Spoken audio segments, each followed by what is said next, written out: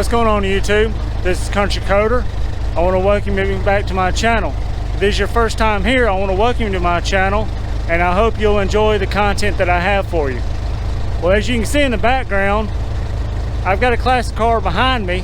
Well, the reason being is that in today's video and the next video or two after this, I'm going to be showing you a car show that I went to back up in Virginia my last weekend there. I went back down to the Outer Banks area where I went to the bike week and found out that they had a car show the following weekend. Well, there was a lot of cars there, and I actually brought my GoPro this time, and I shot a ton of videos of all the cars that I saw. And there's one in particular car that, in my personal opinion, I think was the cleanest classic car at that show.